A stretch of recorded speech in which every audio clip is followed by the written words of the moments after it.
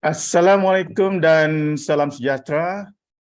Selamat datang diucapkan kepada semua yang berbahagia, Datuk Dr. Amin Senin, pengasas CDL Connecting.Learning yang juga merupakan mantan pengarah pendidikan Malaysia, yang berusaha Dr. Ihsan Ismail, koordinator bagi program CDL, yang dikasihi Tuan Haji Wan Jamaluddin, Wan Bidin, yang merupakan pembentang bagi siri kedua kita pada petang ini, siri CDL, pegawai-pegawai di KPM, JPN, PPD, Datuk Datin, Pengetua Cemerlang, Pengetua, Guru-Guru Besar Cemerlang, Guru Besar, Guru-Guru, Tuan-tuan dan puan-puan sekalian.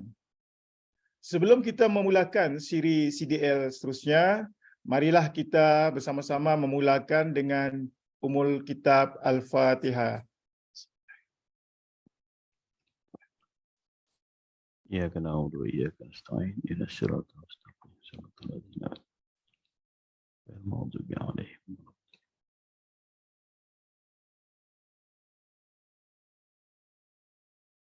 Selamat datang kami ucapkan kepada tuan-tuan dan puan-puan yang hadir bersama kita pada petang ini. Bagi yang baru menyertai siri CDL ini, program ini diilhamkan oleh mantan KPPM Datuk Dr. Amin Senin yang juga merangkap founder kepada CDL untuk memberikan kita perkongsian secara realistik, NIS berdasarkan konsep bottom up untuk berkongsi pengalaman pengetua, guru besar, guru di real field dan memberikan alternatif yang boleh dilaksanakan secara direct atau melalui adaptasi berdasarkan NIS ataupun background sekolah masing-masing. Kita sangat bertuah kerana sayugia kita ingat bahawa kejadian yang berlaku, apalagi secara konsisten, tentulah tidak berlaku secara accidental, tetapi terjadi secara dirancang. Dan idea-idea tersebut diperolehi melalui pengalaman yang panjang dan melalui proses try and error. Yang kita perolehi dalam siri ini, kita telah melangkau masa dan bebas daripada proses suffering ini. Umpama seorang pengembara yang di hadapannya adalah merupakan satu banjaran yang panjang yang menghalang untuk dia melihat apakah di sebalik banjaran tersebut. Oleh kerana ingin mengetahui apa juga di sebalik banjaran tersebut, ada dua cara untuk mengetahuinya. Cara yang pertama ialah dengan cara menuruni lembah, menuruni hutan, merempuh hutan dan seterusnya mendaki banjaran untuk melihat apakah yang ada di sebalik banjaran tersebut. Cara kedua ialah dengan bertanyakan saja dengan orang-orang kampung ataupun orang yang berada di kawasan sebalik banjaran tersebut untuk kita mengetahui dengan lebih detail apakah di sebalik banjaran tersebut. Tetapi pada petang ini yang bersama kita ini bukan orang kampung biasa, tetapi kita bercakap dengan ketua kampung dia yang akan menerangkan kepada kita dengan jelas daripada proses A hingga ke Z untuk kita mengelakkan daripada mengalami proses suffering yang saya sebutkan tadi. Bagi memulakan majlis ini, marilah kita sama-sama mendengar lebih dahulu amanah daripada founder Connecting.Learning ataupun CDL dari Datuk Dr. Amin Senin yang merupakan mantan KPPM, dan kita mengharapkan semoga idea-idea yang dilontarkan oleh yang berbahagia Datuk akan memberikan input bernilai dan inspirasi dalam perjuangan kita ke arah membangunkan insaniah yang menjadi nadi pembangunan madani Malaysia pada generasi mendatang. Dengan hormatnya dipersilakan.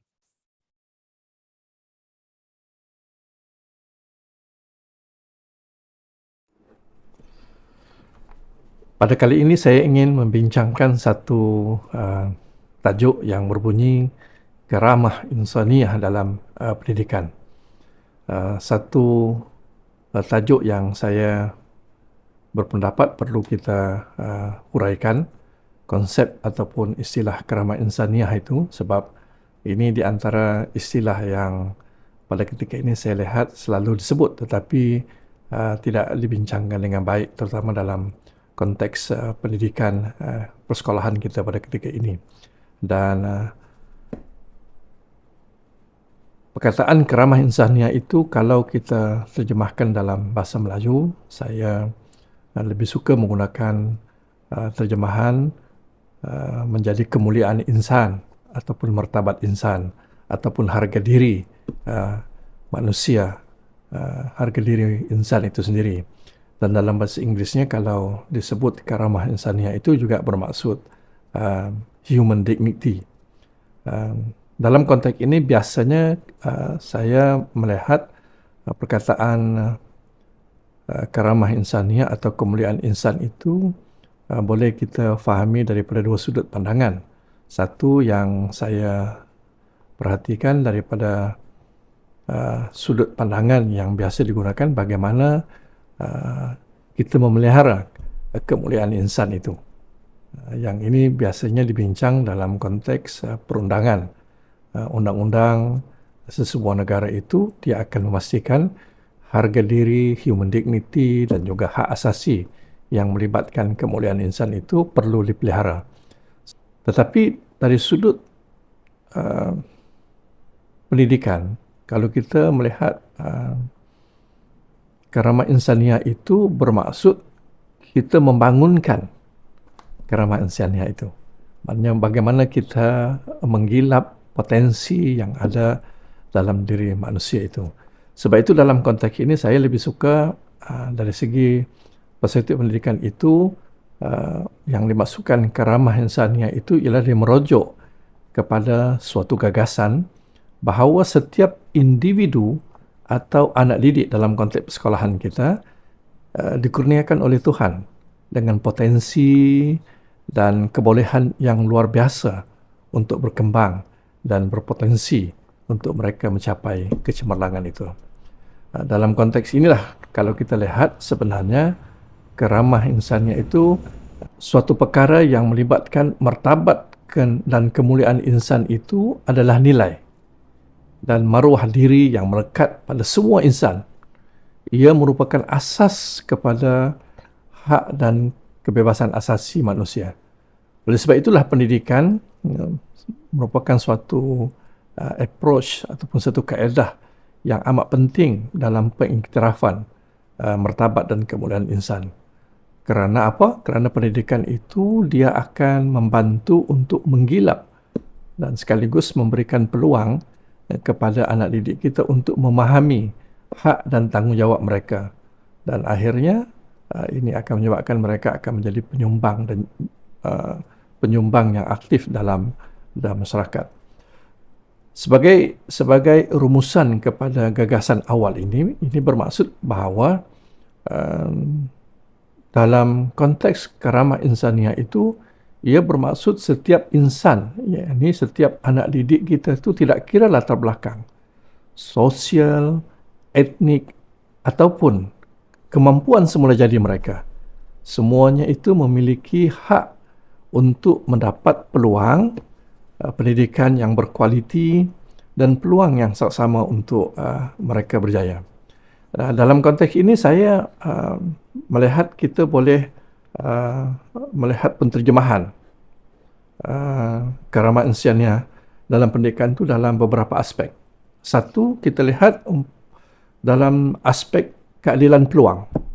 Apa yang kita maksudkan dengan keadilan peluang ini ialah kita menekankan bahawa setiap individu itu berhak mendapatkan akses kepada pendidikan yang berkualiti tanpa mengira faktor-faktor seperti jantina, keturunan atau status sosioekonomi mereka.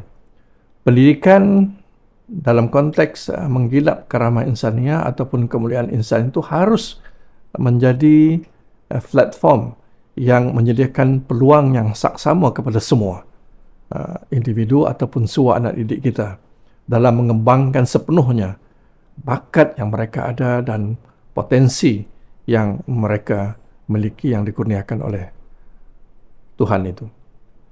Aspek yang kedua yang melibatkan kemuliaan insan itu ialah pembangunan potensi. Maksudnya kita menekankan pentingnya kita sebagai pendidik itu mengenal pasti dan memperkembangkan potensi setiap individu.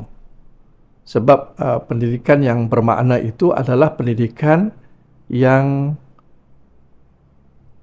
memberikan kemampuan kepada guru itu untuk memahami keunikan dan kebolehan setiap muridnya, dan memberikan sokongan yang diperlukan, dan memberikan mereka peluang untuk berkembang secara menyeluruh dalam pelbagai bidang, termasuklah bidang akademik, bidang kemahiran sosial, bidang kepimpinan, dan yang seumpamanya.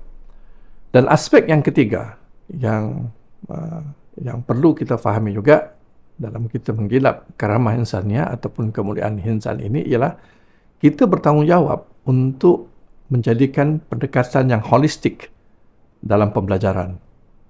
Ini bermakna memahami bahawa pendidikan itu tidak hanya berkisar pada pencapaian akademik semata-mata, tetapi ia juga melibatkan aspek-aspek seperti pembangunan akhlak, adab, etika, kreativiti, kemandirian, dan juga kesedaran sosial, tanggungjawab sosial yang perlu mereka miliki. Oleh sebab itulah sebenarnya pendidikan dalam konteks ini dia mencerminkan bahawa kemuliaan insan itu bermakna kita juga mengaku betapa pentingnya memupuk perkembangan yang seimbang dalam semua aspek kehidupan individu tanpa kecuali. Maknanya kalau kita ingin menjadikan anak didik kita benar-benar boleh berfungsi dengan baik, maknanya perkembangan, potensi, kebolehan mereka itu perlu kita bangunkan secara seimbang dan secara holistik.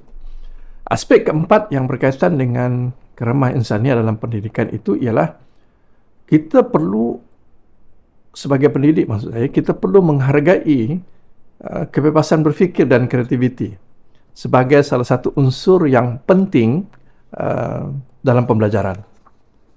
Setiap individu harus diberi kebebasan untuk mengemukakan pendapat, untuk mereka bertanya soalan, dan sekali-sekala kita kena mencabar pemikiran konvensional yang telah diterima umum. Sebab ini akan membolehkan kita mengembangkan potensi kreativiti mereka. Dan ini juga akan membantu mereka, anak-anak murid kita, menjadi pelajar yang kritis, yang inovatif dan berdaya maju, serta berdaya tahan terhadap cabaran dalam dunia yang berubah. Dan yang terakhirnya, saya melihat karamah insan dalam pendidikan itu bermaksud kita mengiktiraf bahawa pembelajaran itu sebenarnya adalah satu proses yang berterusan, yang berlaku sepanjang hayat.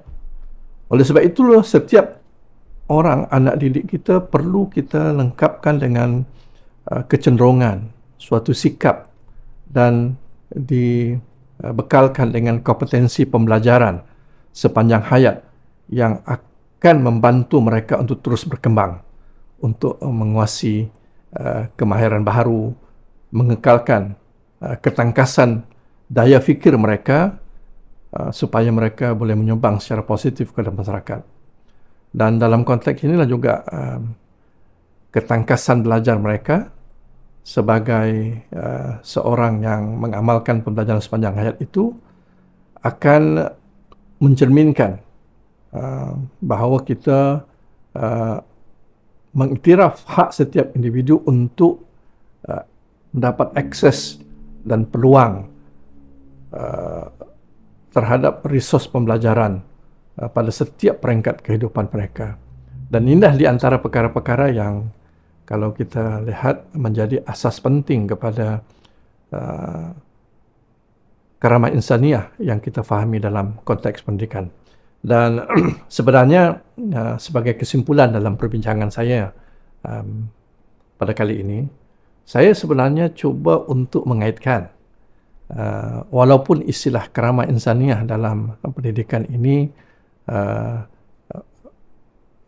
telah dipopular pada ketika ini. Sebenarnya kalau kita lihat berdasarkan 5 aspek yang saya bincangkan tadi, Sebenarnya kerama insaniah itu uh, bukanlah suatu yang asing dalam konteks falsafah pendidikan kebangsaan.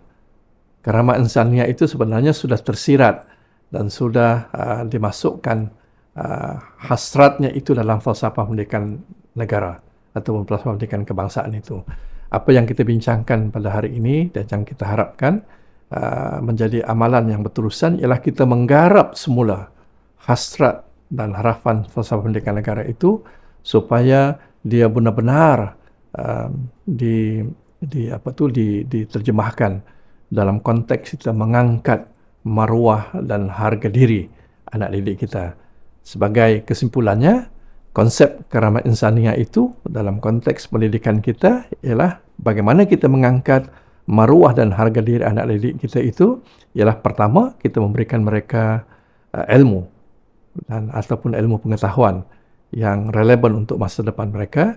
Yang kedua, kita membekalkan mereka dengan kemahiran ataupun kompetensi yang juga perlu mereka manfaatkan untuk masa depan mereka. Dan yang terakhir yang jauh lebih penting pada saya ialah bagaimana kita menjadikan adab dan akhlak karakter dalam diri mereka supaya maruah dan harga diri manusia ataupun insan yang diciptakan oleh Allah sebagai sebaik-baik makhluk ciptaan Allah itu dapat kita terjemahkan dalam sistem pendidikan kita.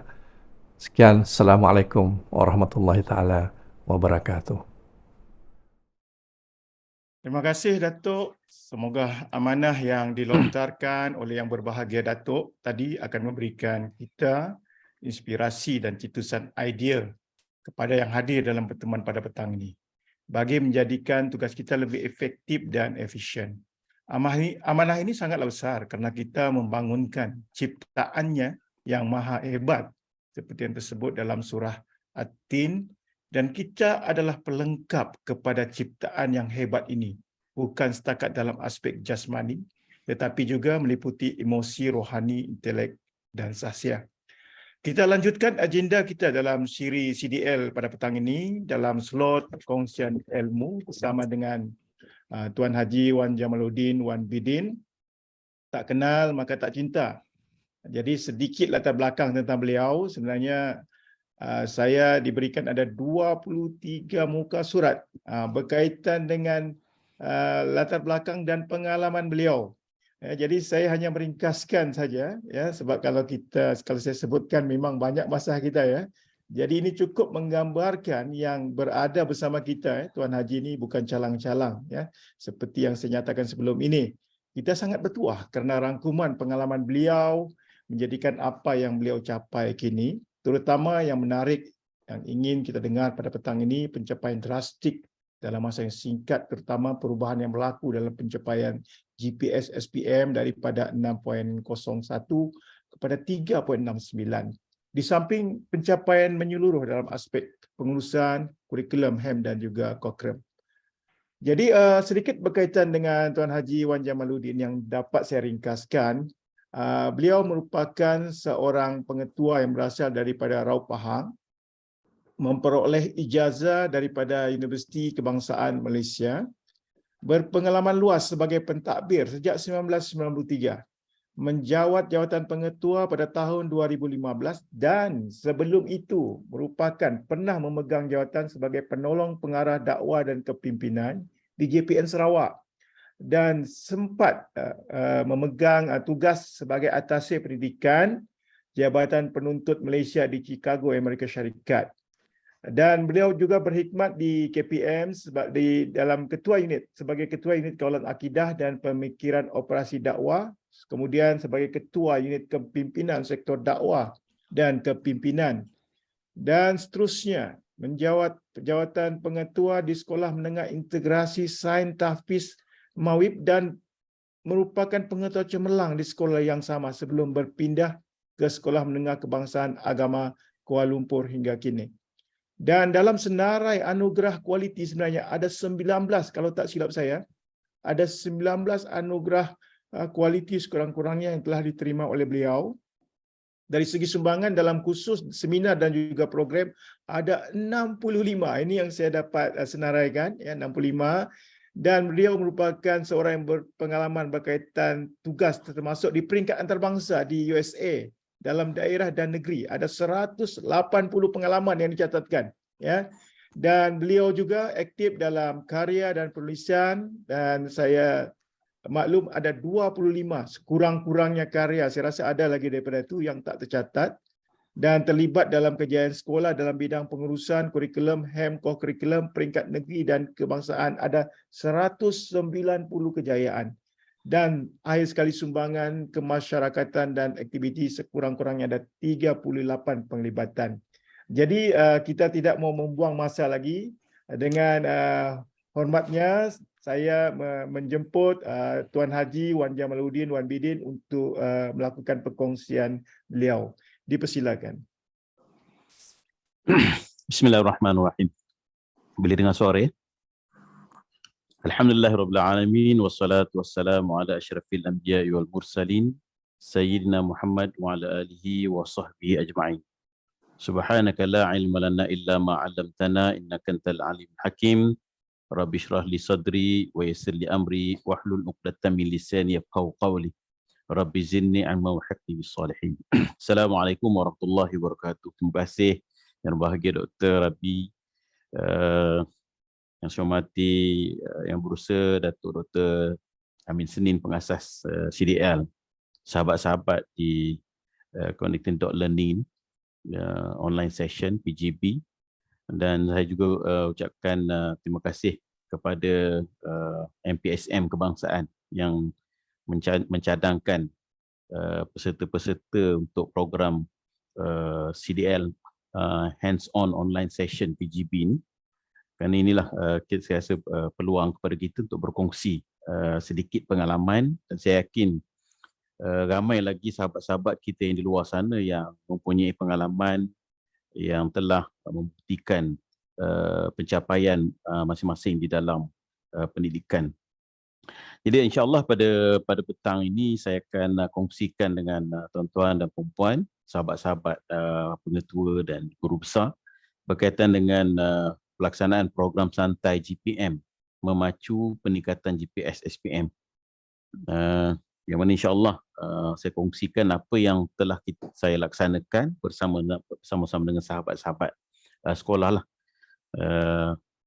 Jadi sebelum itu saya ingin mulakan perkongsian saya ini dengan firman Allah Subhanahu wa taala, "Wa may taqillah yaj'al lahu makhraja wa yarzuqhu min haitsu la yahtasib.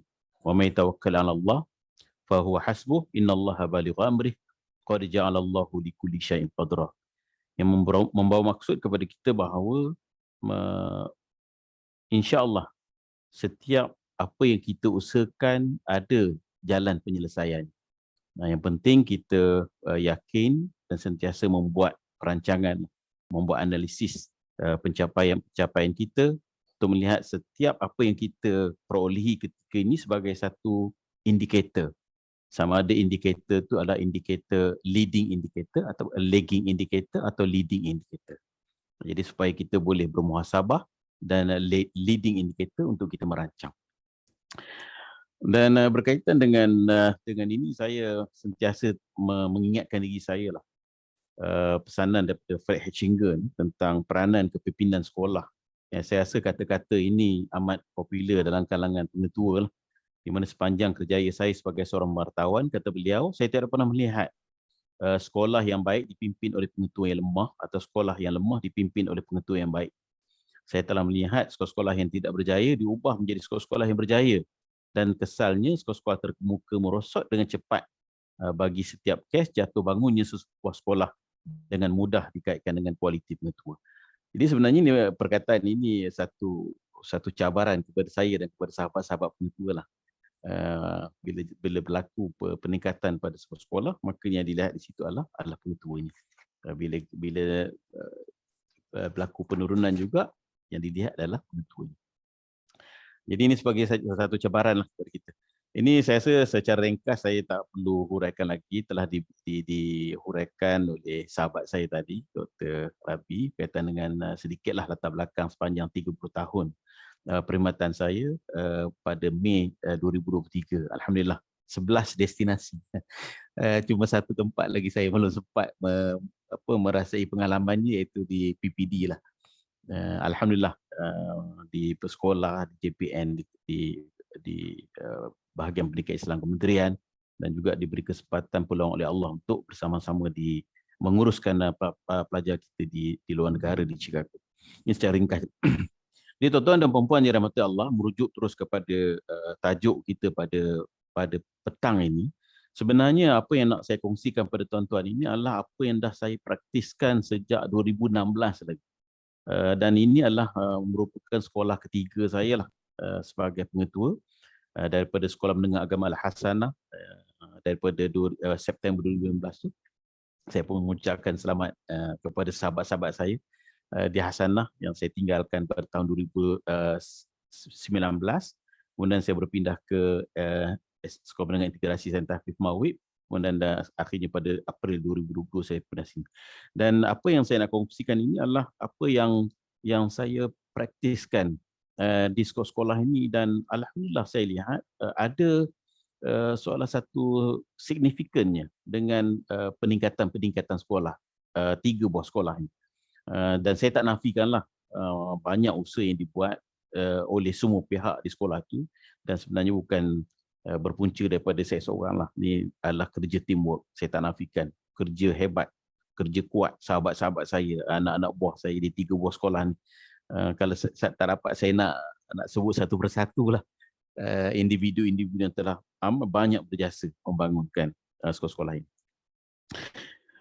Jadi tuan-tuan dan puan-puan yang dirahmati Allah, of course lah, bila kita nak melihat sesuatu kecemerlangan sesebuah sekolah itu, of course kita tidak lari daripada menetapkan visi dan misi, dan sudah tentulah kita melihat nak membuat satu perubahan, memang sentiasa diingatkan kepada kita tentang 8 langkah kotor. Tapi saya bukan nak menguraikan perkara inilah, cuma saya nak menyebut secara umum bahawa apa yang dapat kita capai, pengalaman saya di 3 buah sekolah ini adalah apabila kita telah menetapkan visi dan misi sekolah, dan akhirnya kita buat perancangan strategiknya, dan salah satu daripada bahan yang kita laksanakan adalah apa yang akan kita kongsikan sebentar lagi.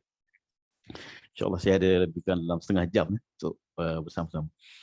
Dan selain daripada visi dan misi ni, yang saya juga praktiskan, ialah kita sediakan tag-line lah untuk menyemarakkan semangat, kesungguhan.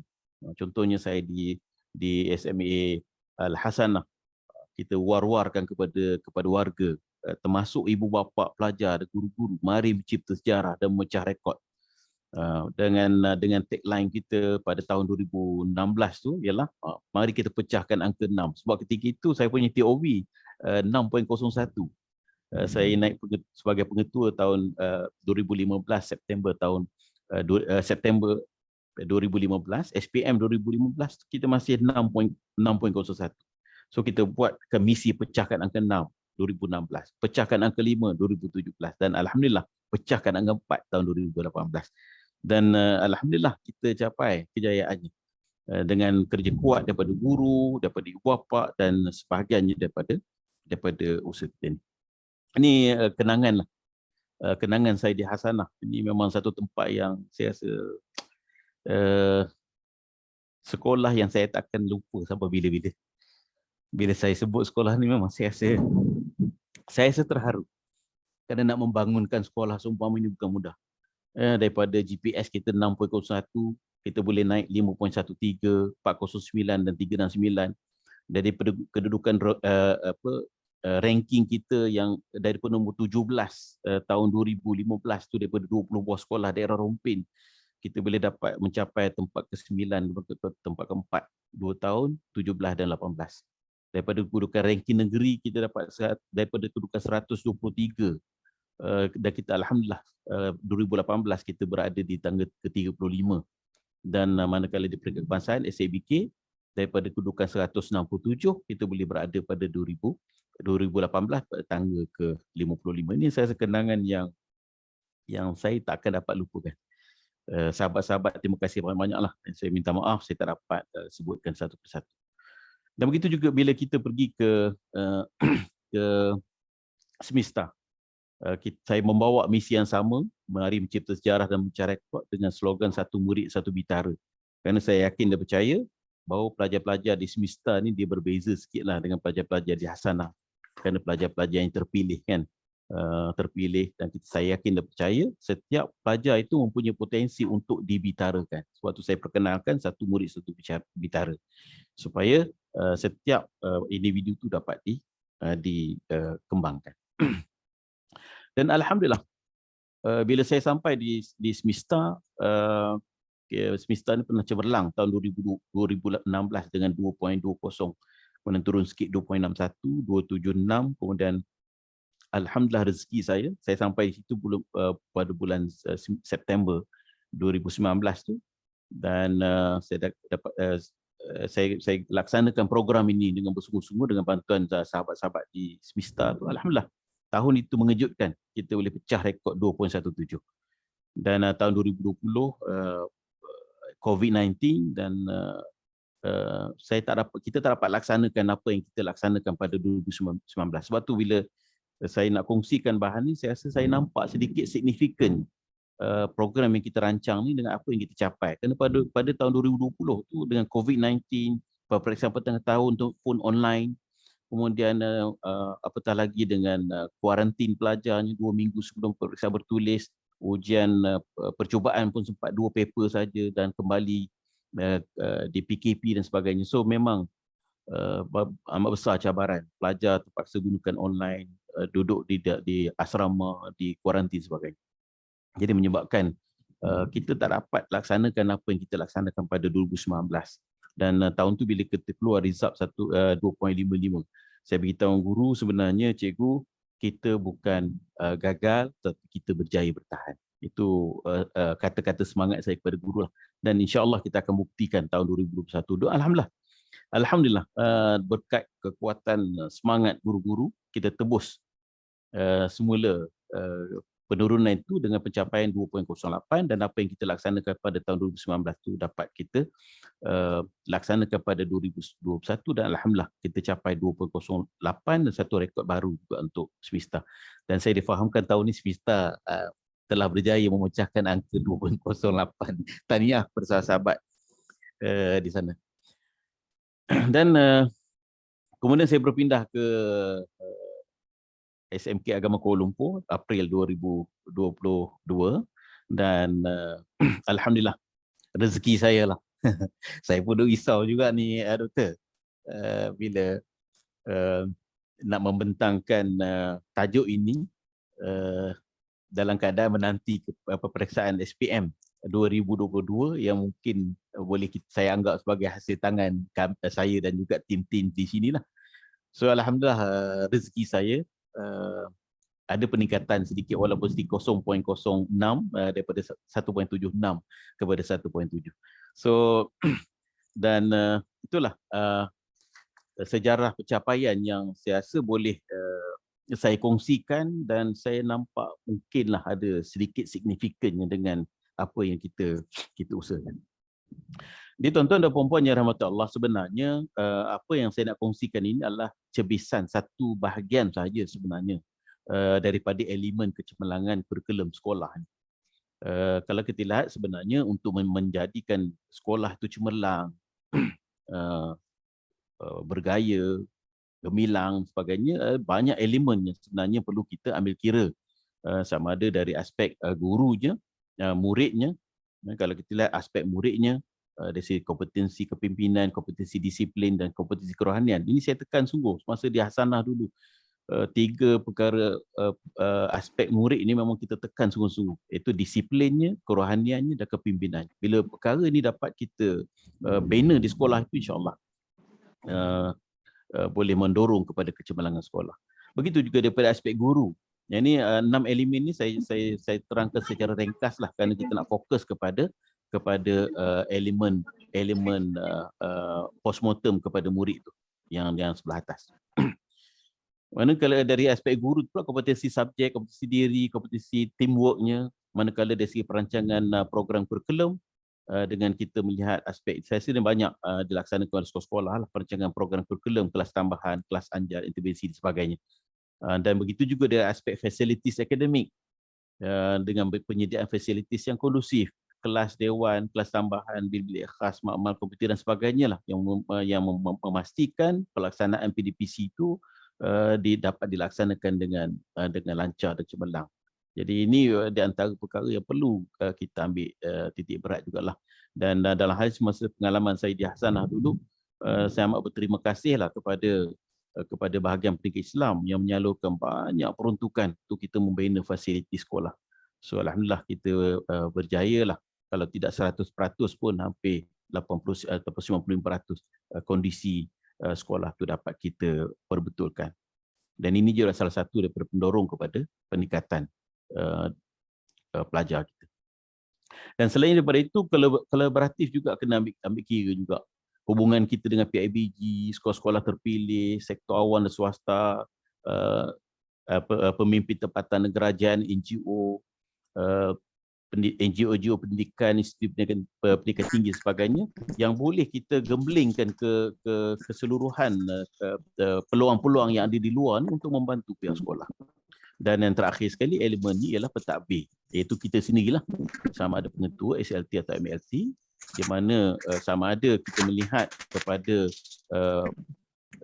fungsi pengetua SLT dan MLT dalam memastikan pentadbiran sekolah berjalan lancar dan tak timbul konflik. Dan aspek yang lain dalam pentadbiran ini adalah aspek postmortem. Jadi ini yang kita nak fokus sekarang ni lah, yang nak kita bincang hari ini, iaitu aspek postmortem, iaitu murid dengan guru.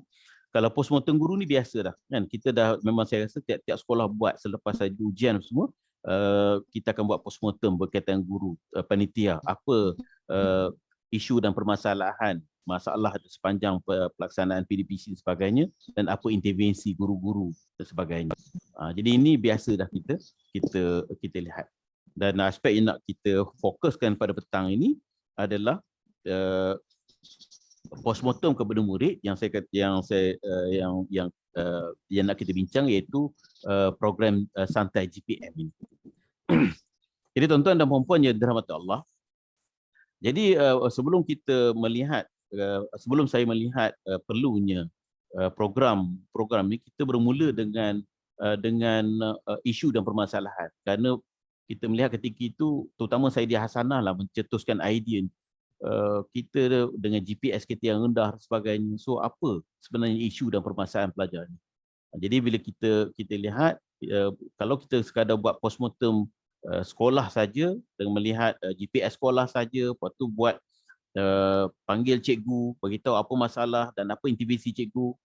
Tapi rupa-rupanya di situ ada satu aspek yang perlu kita titik beratkan, iaitu kesedaran pelajar sendiri terhadap peranan mereka untuk meningkatkan diri mereka sendiri, dan seterusnya meningkatkan grade purata mata pelajaran GPMP, dan seterusnya secara tak langsung akan meningkatkan grade purata sekolah itu sendiri. Dan inilah yang mencetuskan idea daripada permasalahan ini, kita mula gerakkan usaha kita lah. Saya merancang programnya. Jadi dengan ideanya untuk membina kesedaran, ini bahan ini sebenarnya adalah untuk membina kesedaran murid terhadap peranan mereka memahami grade purata, supaya mereka dapat memahami bahawa grade purata murid itu adalah penting untuk meningkatkan grade purata mata pelajaran dan grade purata sekolah. Kemudian selain daripada itu juga dapat memberi kesedaran kepada pelajar tentang apa sebenarnya posisi mereka dalam GPS sekolah. Apa kedudukan mereka? Adakah mereka ini sebagai aset ataupun sebagai liability kepada GPS sekolah, kepada grade purata mata pelajaran. Jadi ini yang kita cuba selitkan kefahaman pelajar dalam program. Jadi insya-Allah saya akan jelaskan satu persatu lah macam mana prosedur kita laksanakan program. Jadi program ini, program santai GPM bersama pengetua ni sebenarnya adalah program bersemuka antara pengetua dengan pelajar. Kerana kita melihat pencapaian pelajar itu satu persatu. Seorang demi seorang kita lihat. Ini adalah contoh gambar yang saya paparkan ini adalah contoh yang kita laksanakan di SMK Kuala Lumpur lah. Ini calon-calon SPM tahun lepas 2022. Ya, kita setiap pelajar tu kita panggil untuk kita lihat pencapaian mereka satu persatu. Nanti saya akan terangkan kepada tuan-tuan lah satu persatu. Baik. Di mana program ini adalah merupakan sesi perbincangan santai pengetua bersama calon SPM dalam menilai GPM, grade purata murid semasa, seterusnya membuat komitmen baharu mencapai ETR sendiri. Jadi ini yang kita maksudkan dengan program ini. Di mana pengetua akan buat sesi one to one dengan pelajar dalam grup-grup yang tertentu untuk kita lihat prestasi mereka. Okey.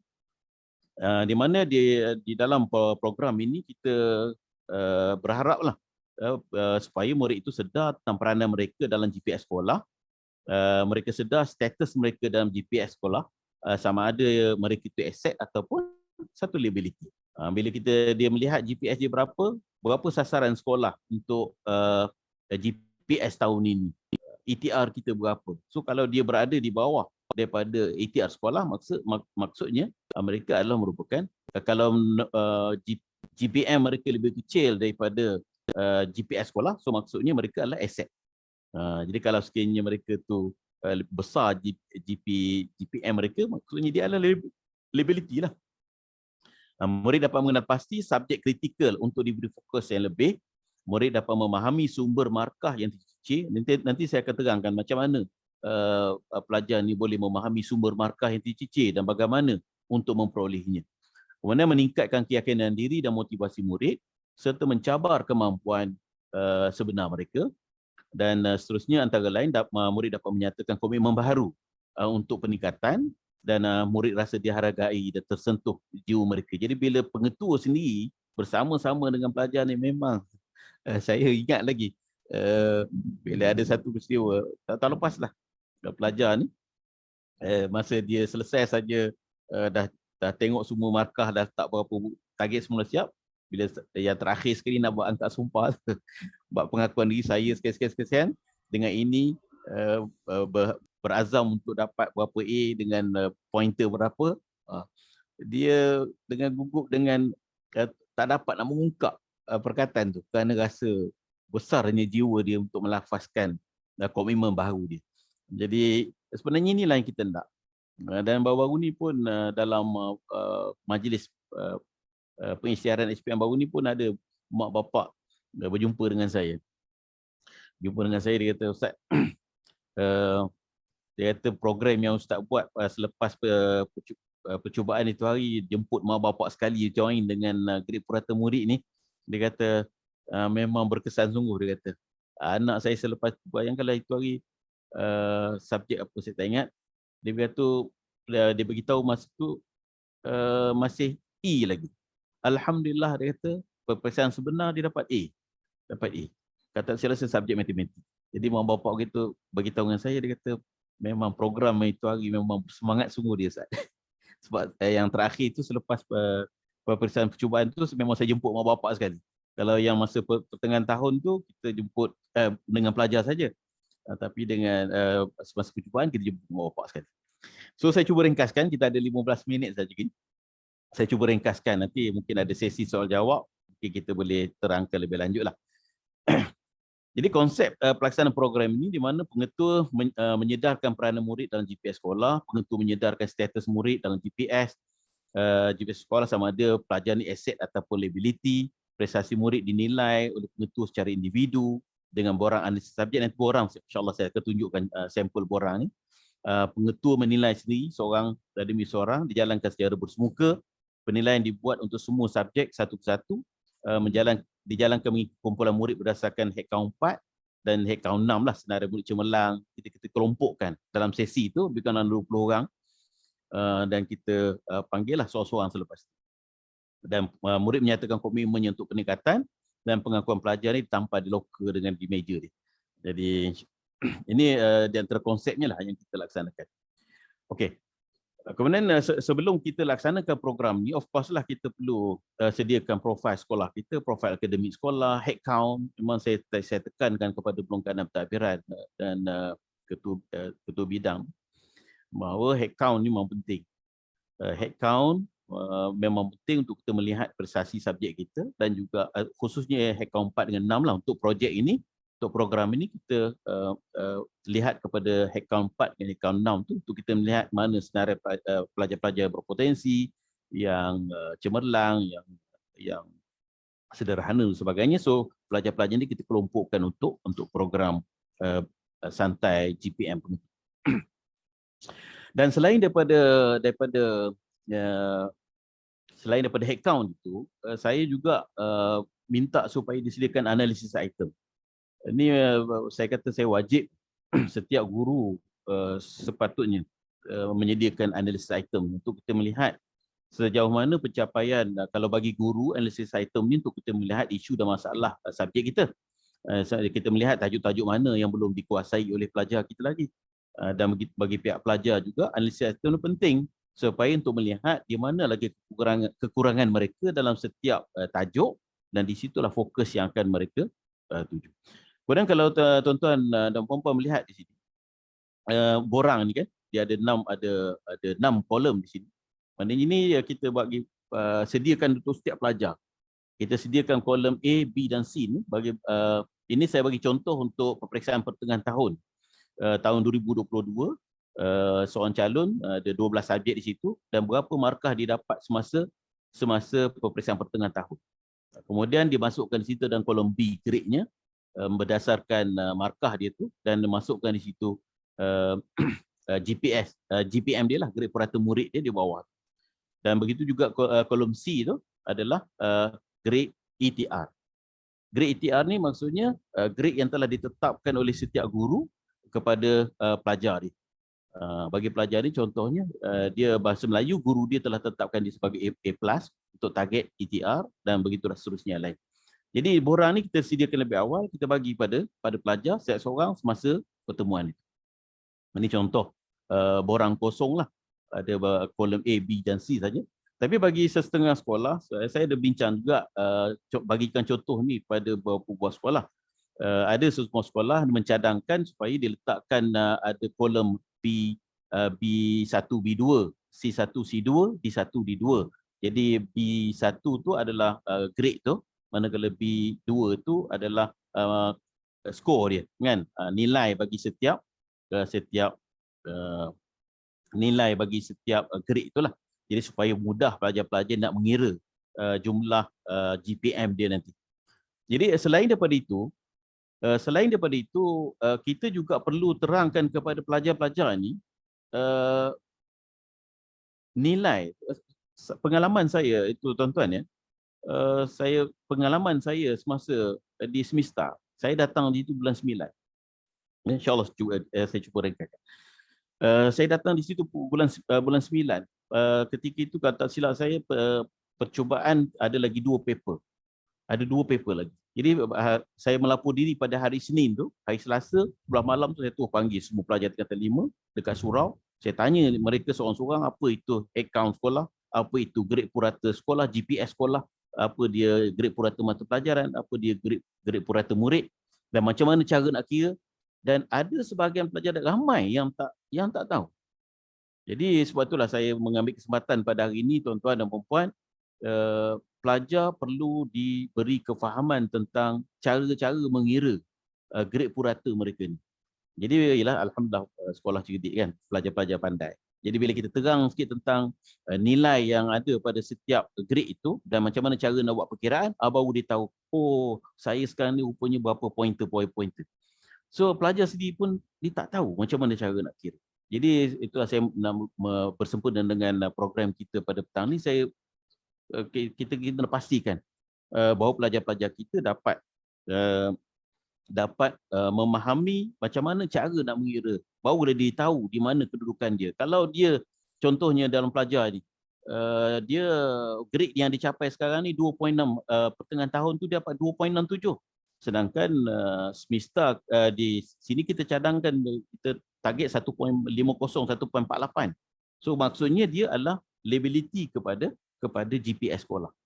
Jadi kemudian ETR yang dicadangkan 1.42. Jadi baru dia tahu kedudukan dia di mana. Jadi sebab itulah bersama dengan program ini saya cadang jugalah kepada pengetua-pengetua, sahabat-sahabat pengetua yang belum lah. Tapi saya rasa ramai kalangan pengetua dah menyedari perkara ini, bahawa setiap pelajar mesti memahami kedudukan grade purata mereka. Jadi ini di antara kaedah yang saya laksanakan lah. Berdasarkan headcount itu, saya pun panggil pelajar-pelajar ini dalam kumpulan sekitar 20 atau 25 orang. Kemudian saya dapat laksanakan dua kali lah. Periksaan pertengahan tahun dan juga periksaan percubaan. Tapi untuk tahun 2023 ni saya ubah sikit, saya buat lebih awal. Jadi selepas saja pelajar masuk itu, kita dah buat laksanakan kick off HPM dan terus kita laksanakan GPM santai dengan pelajar-pelajar lah. Tapi secara ringkas ni baru selesai malam 2 malam lepas grup kumpulan yang pertama. Jadi ini untuk tahun 2023 ni kita cadang lebih awal. Tapi untuk tahun 2024 SPM, calon SPM, saya nak buat kick off lebih awal lagi. Nanti insyaAllah saya cuba kongsikan dalam sesi soal jawab nantilah ya. Kita ada 10 minit lagi ni. Dalam sesi soal jawab, kalau ada pertanyaan nanti saya akan terangkan tentang yang mengapa saya laksanakan kick off untuk tingkatan untuk calon SPM 2024 ni saya buat lebih awal pada tahun ini. Nanti kalau ada pertanyaan lah, saya akan kongsikan mengapa saya merancang untuk kick off SPM 2024 tu lebih awal pada tahun ini, selepas periksaan pertengahan tahun. Jadi berdasarkan senarai headcount itu, saya pun buat dalam grup 20 atau 25 orang. Kemudian kita buatkan kumpulannya, sebagai contoh di situ kumpulan 1 sampai 6, ada 6 kumpulan, seramai 123 calon lah. Okay. Kemudian di antara agenda perbincangan dalam kumpulan itu, jadi saya huraikan GPS, GPMP dan GPM serta nilai setiap grade sambil menguji kefahaman pelajar lah, sama ada difaham ke tidak nilai setiap grade itu. A plus berapa, A solid berapa, A minus berapa, B plus berapa sebagainya, supaya dia faham macam mana cara nak buat pengiraan. Dan kita huraikan juga kepentingan GPM dan kepada GPMP dan kepada GPS. Sebab kita beritahu pelajar, apabila naik GPM murid setiap murid, maka secara tak langsung dia akan melonjakkan grade purata mata pelajaran dan secara tak langsung dia akan melonjakkan grade purata sekolah.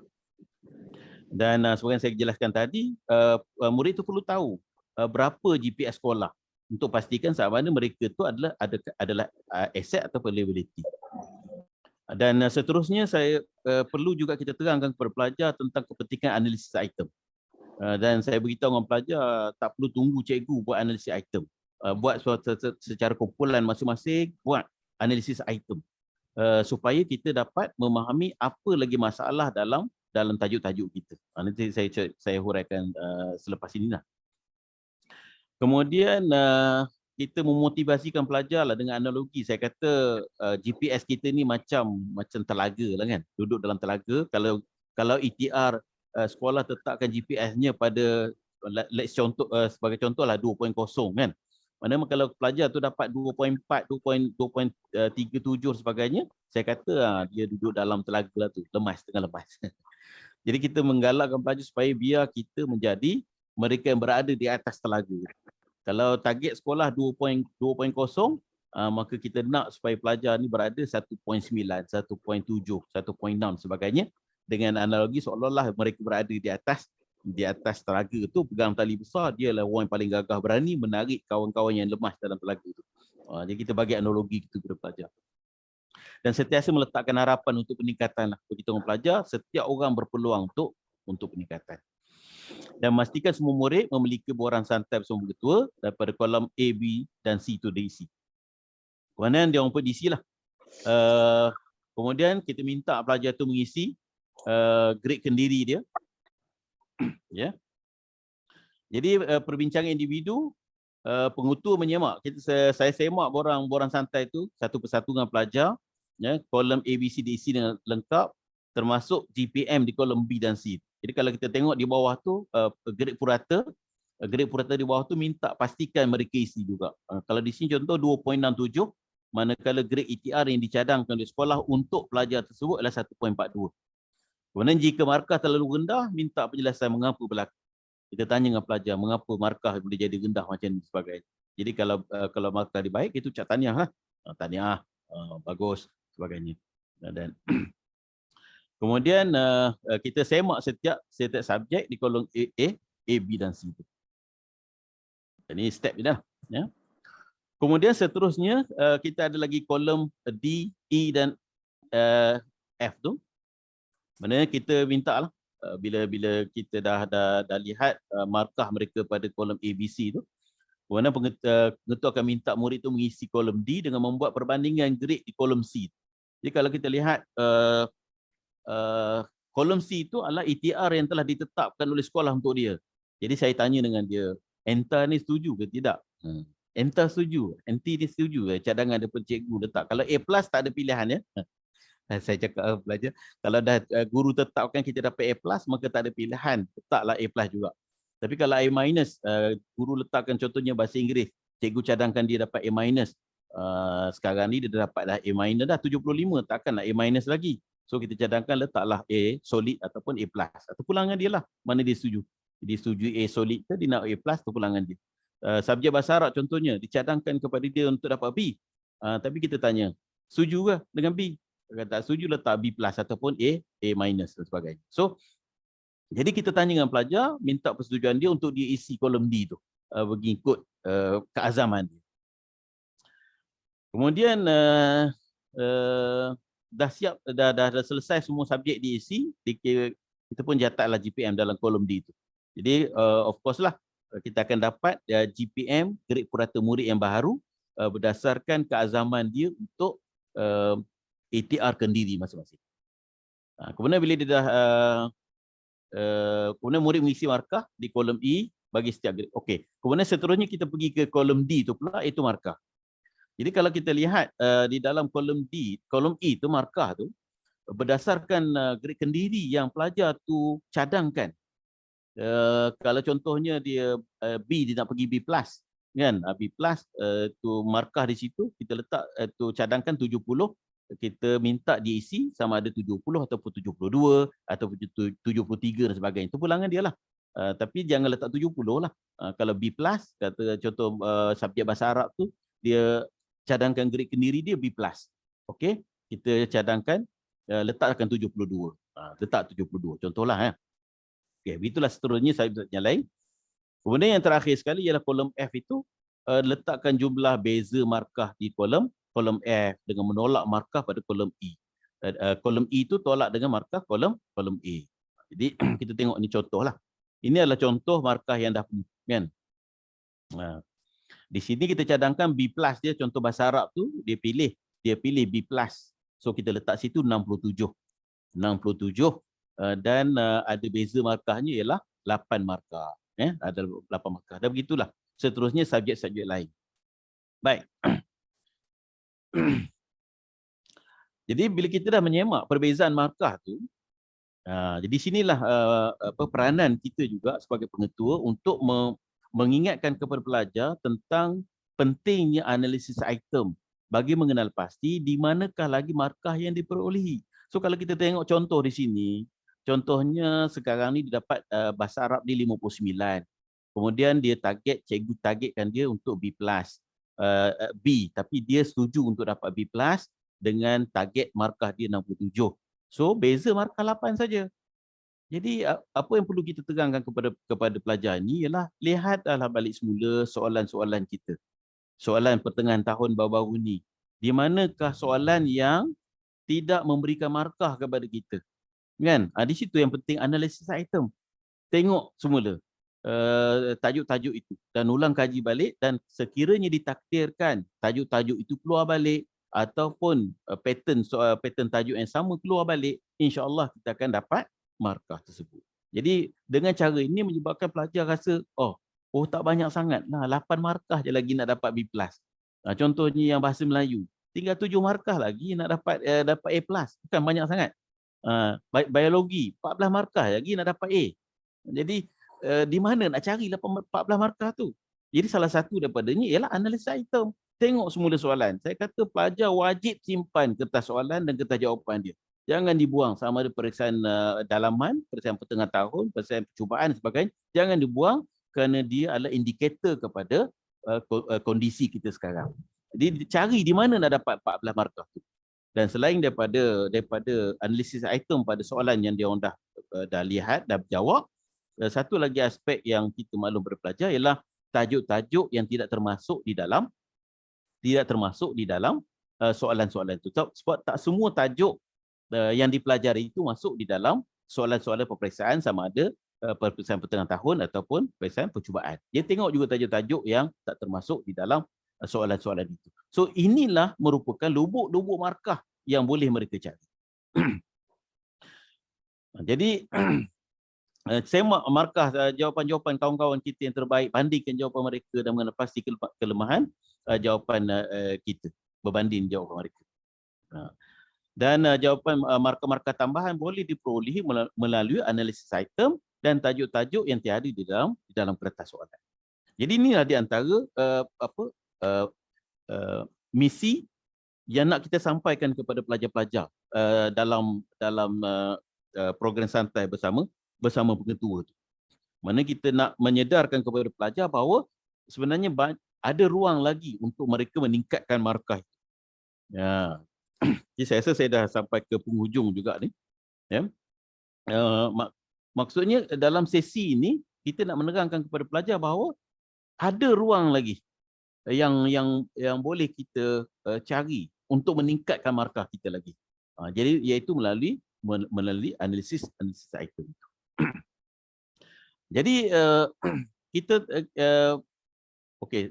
Kemudian selepas pelajar ini kita dah selesai tadi, di mana kita dah terangkan kepada pelajar bahawa inilah tempat-tempat yang mereka perlu cek untuk dapatkan markah-markah tambahan. Sekarang ni dah dapat 75 contohnya, kan? Dah dapat 75 A- dah. Jadi nak tambah lagi berapa markah, 14 lagi untuk dapat A solid ke A+ dan sebagainya. Jadi lihat tajuk-tajuk dan buat checklist tajuk-tajuk itu. So insya-Allah dengan cara itu pelajar dapat membuat mengulang kaji secara berfokus itu tajuk dia. Berkaitan dengan tajuk-tajuk bagi setiap subjek dia. Kemudian murid menyemak sekali lagi grid subjek yang dicadangkan di kolom D dan pengetua minta pengesahan murid yang berkaitan dengan grid purata murid yang dicadangkan. Yang menariknya lagi ialah selepas pada itu kita minta pelajar-pelajar ni isytiharkan. Yang ni yang saya kata, yang saya ceritakan tadi, ada pelajar yang sampai dia gugup. Dia tak mampu nak meluahkan azam dia dengan rakan-rakan dia lain. Jadi bila dia selesai saja tu, dia pun dah siap tantangan yang dokumen itu ditandatangani, minta pelajar ni tantangan, nanti kepada guru pula tantangan, kepada pengetua pula tantangan. Jadi selepas itu dia pun berdiri, dia angkat tangan dia, ikrar dia. Dia kata, saya Muhammad bin Abdullah dengan ini berazam untuk dapatkan 10A, 2B+, dengan grade purata 1.0. Amin. Masing-masing pelajar-pelajar yang lain pun amin. Saya tunjuk kepada pelajar, saya kata, entah semua kena amin kan. Manalah tahu dalam kalangan yang seramai-ramai 20 orang ni mungkin ada yang makbul doanya malam ni kan. Amin. Nanti giliran denta pula kan berazam, orang lain pula amin. Mana tahu berkat itu ada yang makbul doanya malam ni, dia makbulkan oleh Allah Subhanahu wa taala. So itu cara pendekatan kita dengan pelajar lah untuk mereka rasa seronok, rasa tersentuh jiwa. Dan saya rasa itulah di antara kaedah-kaedah yang saya laksanakan dalam program ini. Saya harap dapat dapat mencetuskan idea lah kepada sahabat-sahabat pengetua nak menggerakkan GPS sekolah masing-masing. So insya-Allah saya yakin dengan kerjasama semualah. Saya kata ini adalah sebahagian daripada usaha kita kan. Walau macam mana pun sebagaimana saya terangkan tadi, bahawa kecemerlangan peningkatan GPS sekolah ini bergantung juga kepada elemen-elemen yang lain. Dan apa yang saya kongsikan tadi adalah sebahagian daripada elemen yang saya yakin, saya rasa insya-Allah, alhamdulillah boleh membantu meningkatkan fokus pelajar kepada pencapaian mereka. So saya rasa Doktor, saya rasa itu saja yang saya nak kongsikan dengan tuan-tuan pada petang ni, dan saya berharaplah bahan ini dapat dimanfaatkan, dan kalau sekiranya ada pertanyaan daripada sahabat-sahabat berkaitan dengan program yang saya laksanakan ni, itu pelaksanaan program santai GPM memacu peningkatan GPS SPM ni. So saya buka kepada sidang untuk sesi pertanyaan. Terima kasih Doktor. Alhamdulillah, terima kasih Tuan Haji. Satu perkongsian yang sangat bernilai dan berbaloi dengan masa yang kita luangkan pada petang ini. Saya teringat kepada apa yang disebutkan oleh Datuk Dr. Amin Senin yang sering menyentuh aspek systemic change, iaitu setiap unit di organisasi. Kita tak kiralah kita sebagai guru matematik, guru BM, guru kelas, ketua panitia, tukang kebun dan sebagainya. Yang pasti semua unit ini memainkan peranan kepada kemenjadian sekolah. Inilah juga yang disebut iaitu sejauh mana kewibawaan, kebijaksanaan pengetua untuk connect semua dot ini menuju puncak kemenjadian dan kecemerlangan. Pengalaman selama 30 tahun oleh Tuan Haji Wan Jamaluddin, Wan Bidin tadi telah diringkaskan untuk kita menerapkan dalam 1 jam semua parti kepada kejayaan khususnya dalam bidang kurikulum. Tapi jangan bimbang, kita buka ruang sekejap ya untuk soalan sesi pertanyaan. Jadi saya mendahului soalanlah kepada Tuan Haji. Soalan saya mungkin rakan-rakan kita dah biasa mendengar istilah seperti analisis item, ya, perjumpaan mesra dengan pengetua dan pelajar, dan juga head count yang nampak serupa dengan program Tuan Haji tapi tak sama. Serupa tapi tak sama dengan program yang dilaksanakan di organisasi Tuan Haji. Persoalannya, mungkin ada tips yang unik yang membolehkan, yang mungkin boleh dikongsikan, yang membolehkan organisasi Tuan Haji lebih menonjol daripada sekolah-sekolah lain yang mungkin melaksanakan program yang hampir serupa. Terima kasih Doktor. Ialah lain padang lain belalang Doktor. Lain padang lain belalang, lain orang, lain style je. Jadi yang penting bagi saya ialah dalam melaksanakan program santai bersama pengetua ni ialah sentuhan jiwa tu. Dan kita membina bonding kita dengan pelajar semasa kita laksanakan program inilah. Maknanya kita letakkan rasa pertanggungjawaban pelajar. Bukan sekadar pada diri dia sendiri, tetapi juga kepada organisasi. Maknanya bila kita sedarkan dia bahawa GPS dia berapa, kan? GPS sekolah yang nak capai berapa, kan? Sekolah nak capai, contohnya masa saya di Hasanah dulu tu, ketika itu 6.01, kita punya ITR kita cadangkan 5.48 je kata silap saya, 5.48. Tapi alhamdulillah tahun tu kita dapat 5.13. Jadi kita target 5.48 untuk pecahkan angka 6. Tapi tengok sekarang dia berapa GPS dia? Dia ada 5 lebih, kan? Jadi kita kata ini satu liability. Dia satu bebanan kepada GPS sekolah. Jadi kalau kita nak capai 5.48, dia mesti berada di bawah 5.48.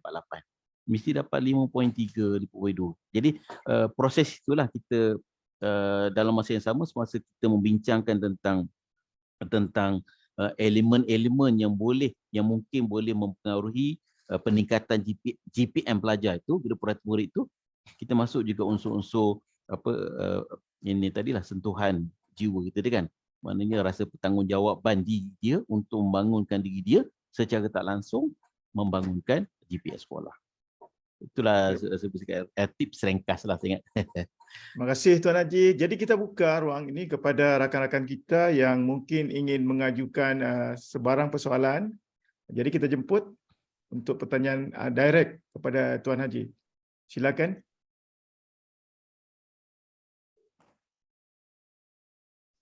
Assalamualaikum Tuan Haji. Waalaikumsalam warahmatullahi. Saya Cikgu Doni Dahlan dari SMK Datuk Permaisuri Miri. Saya tertarik dengan penjelasan Tuan Haji tentang intervensi yang dibuat berfokuskan murid.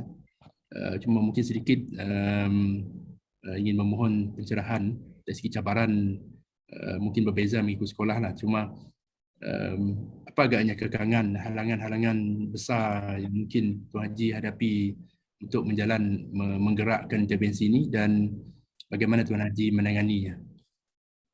Terima kasih Haji. Terima kasih Cik Doni.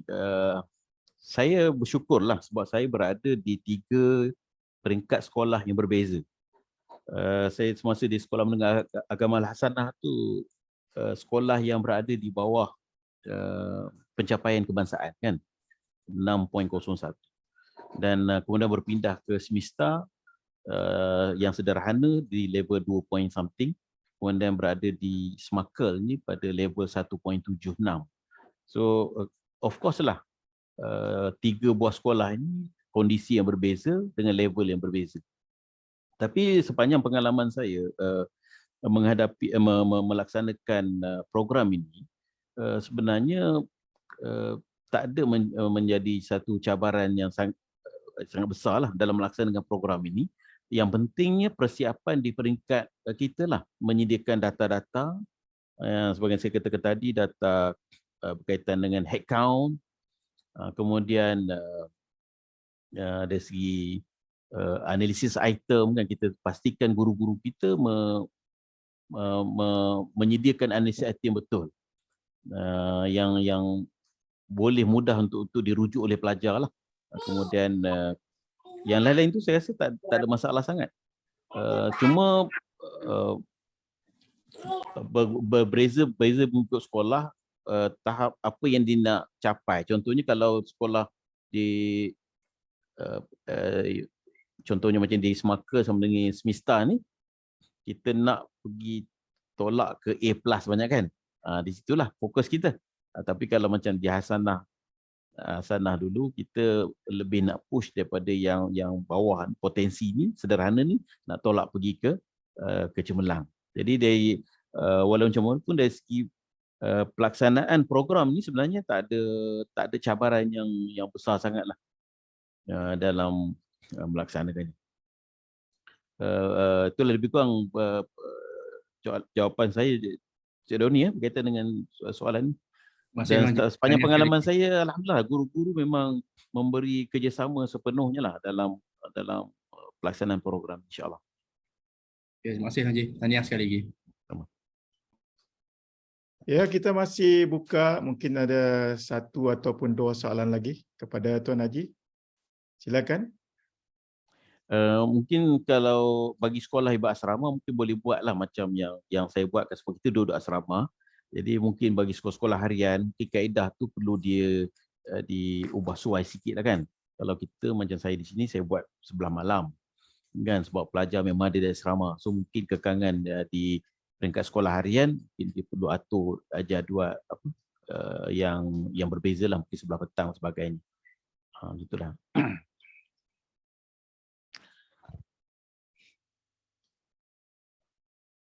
Ya, kita masih buka soalan.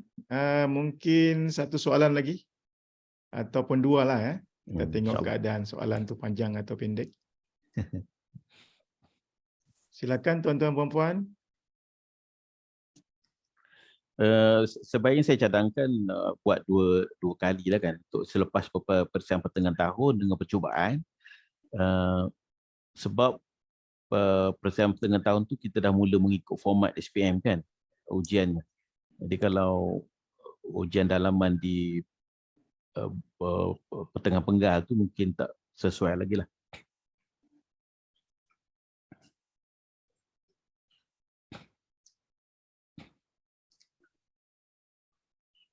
Tak tanya tu maksudnya faham betul Kau tak ataupun segan dah ni ya. Yeah. Tuan Haji mungkin segan ataupun ni faham, betul-betul faham lah. Jadi saya nak kongsi sikit lagi doktor. Itu berkaitan dengan yang tadi cerita, mungkin ada yang tak bertanya tentang tingkatan 4 kan. Sebab saya melihat sempat saya cerita sikit sebelum ada soalan. Kalau ada soalan, stop huraian saya ni, saya boleh berhenti kalau ada soalan. Berkaitan dengan persiapan saya untuk 2024, SPM 2024, sebab melihat kepada TOV SPM tahun ini kan, dia pencapaiannya agak rendah dari segi TOV. Ada yang pelajar yang gagal lagi masa peperiksaan akhir tahun 3/4. So bila kita tanya, panggil pelajar-pelajar, mengapa ada gagal lagi 2 subjek gagal. Jadi pelajar-pelajar ni pun jawab, dia selamba dia kata, memang saya tak sedia sangat Ustaz masa exam ni. Jadi maksudnya pelajar ni tidak mengambil serius, sebahagian pelajar. Ada yang tidak mengambil serius peperiksaan akhir tahun 3/4, sedangkan ia merupakan TOV kita untuk SPM tahun berikutnya. Jadi apa yang saya buat pada tahun ini, saya beritahu dengan perongkanan, saya kata untuk persiapan kita tahun 2024, saya minta kita laksanakan kick off kita selepas peperiksaan pertengahan tahun dengan tempat. Maknanya selepas peperiksaan pertengahan tahun dengan tempat nanti, kita buatkan analisis headcount-nya, buatkan ETR-nya, mana kita tetapkan sasaran untuk peperiksaan akhir tahun dengan tempat sekurang-kurangnya separuh daripada target ETR SPM kita 2024. Jadi kalau target kita 1.48, jadi kita harap kita boleh capai TOV untuk tingkatan SPM tahun depan ataupun peperiksaan akhir tahun tingkatan 4 tu kepada sekurang-kurangnya 2.5. Jadi dengan indikator bahawa kalau dapat capai 2.5 pointer tu, menggambarkan kepada kita bahawa pelajar-pelajar kita telah dapat menguasai subjek-subjek tingkatan 4 tu hampir 80% kan. Jadi sekarang ni kalau 4.49 nak capai 1.48, mana 3 pointer. Mana seolah-olah pelajar kita berada pada tahap 60% penguasaan terhadap subjek-subjek tingkatan 4. So sebab tu saya cadangkan tahun ni kita buat kick off lebih awal lah doktor, sebagai persiapan awal.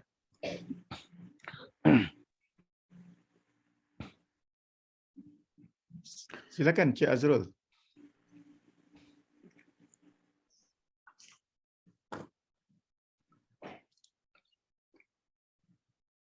Ya, Cik Azrul Kuala Kaung ya. Macam seperti ada soalan ni. Silakan.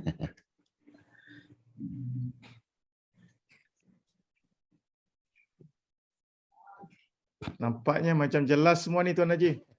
Alhamdulillah. Jelas, alhamdulillah mesej yang ingin disampaikan tu nampak berjaya lah ya. Jadi kalau tidak ada persoalan, saya kata daripada kami tepuk dada tanya selera. Ya, insyaAllah. Ya, setiap sekolah mempunyai landscape yang berbeza. Ya. Tetapi asas kemenjadian tidak jauh berbeza. Ya. Bergantung kepada PGB, KB, KP untuk sesuaikan dengan landscape sekolah. Ya. Manjada, wajada. Ya, jadi kalau tiada soalan, terima kasih sekali lagi kepada Tuan Haji yang telah memberi perkongsian. Saya ingat patilah pengalaman 30 tahun diringkaskan dalam 1 jam. Banyak lagi yang mungkin kita tanya-tanya, ya, yang mungkin idea kita tak muncul pada masa ini. Kita harap ada perkongsian pada masa akan datang, giliran seterusnya. Terima kasih kepada Datuk Dr. Amin Senin yang telah menyediakan platform perkongsian ini. Kepada Dr. Ihsan Ismail, moderator kita yang telah menghidupkan program siri CDL ini. Tahniah juga kepada tuan-tuan puan-puan yang hadir dan mengikuti siri perkongsian ini hingga ke akhir. Ya, jadi kalau tiada apa-apa lagi, sekali lagi syabas dan tahniah kepada Tuan Haji dan semua yang hadir pada petang ini, dan kita tangguhkan dulu program ini untuk minggu seterusnya. Untuk makluman tuan puan-puan, ya, siri ini berlangsung hampir setiap minggulah, kecuali ada delay sikit pada hari raya haji nanti ya. Tetapi untuk minggu-minggu seterusnya program ini akan terus berlangsung, perkongsian ini akan terus berlangsung pada hari dan waktu yang sama. Jadi kita tutup dengan wabillahi taufik wal hidayah. Wassalamualaikum warahmatullahi wabarakatuh. Waalaikumsalam warahmatullahi wabarakatuh. Terima kasih Datuk. Terima kasih Tuan Haji, tahniah. Ya, terima kasih. Terima kasih juga Datuk. Assalamualaikum warahmatullahi wabarakatuh. Waalaikumsalam warahmatullahi. Waalaikumsalam warahmatullahi wabarakatuh. Terima kasih Tuan Haji.